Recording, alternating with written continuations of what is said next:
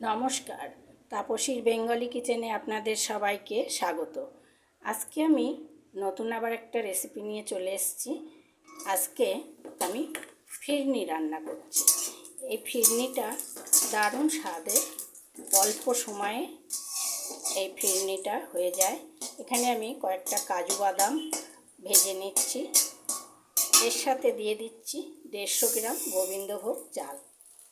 এই গোবিন্দভোগ চালটা আমি ধুয়ে জল ঝরিয়ে পাখার তলায় হাওয়ায় দিয়ে রেখে দিয়েছিলাম। এটা শুকিয়ে গিয়েছে। এবারে একটু হালকা করে ভেজে নিচ্ছি। ভেজে ঠান্ডা করে এটাকে হালকা করে গুঁড়ো করে নেব মিক্সিতে। একদম মিহি না, একটু দানা দানা করে গুঁড়ো করে নেব। খুব বেশি ভাজবো না, একটু হালকা করে ভেজে নেব।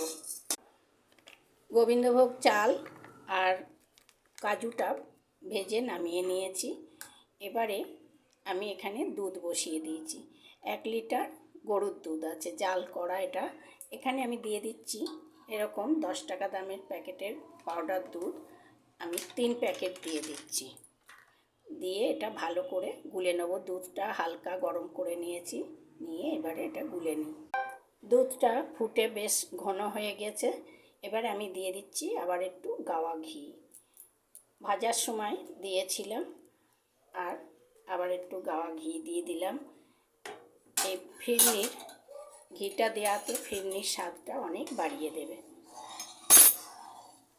এবারে যে চালগুলো গুঁড়ো করে রেখেছি, চাল আর কাজু, এটা আমি সুজির মতো করে দানা করে নিয়েছি। এটা একদম মিহি না, সুজির মতো দানা। এটাকে দিয়ে দেব। এটাকে দিয়ে নাড়তে হবে, না তো তলায় লেগে যেতে পারে, তাই নাড়তে হবে। নাড়তে নাড়তে দেখা যাবে এটা বেশ ঘন হয়ে আসবে। তারপরে এটা দেখে নামাতে হবে মিষ্টি দিয়ে। আমি এখন 5 মিনিট পরে আপনাদের আবার দেখাচ্ছি। 5 মিনিট পরে দেখুন এরকম ঘন হয়ে গিয়েছে। গ্যাসের জোরটা কিন্তু আমি কমিয়ে একদম লোতে দিয়ে করেছি।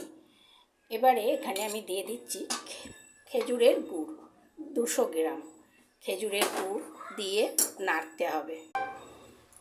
এটা আর 3 মিনিট ফোটানোর পরে, গুড় দিয়ে আর 3 মিনিট ফোটানোর পরে এবারে আমি গ্যাস অফ করে দিচ্ছি। কয়েকটা কাজু তো বেটে দিয়েছি, এটা কিশমিশ ছড়িয়ে দিয়ে নামিয়ে ফেলছি। Gas off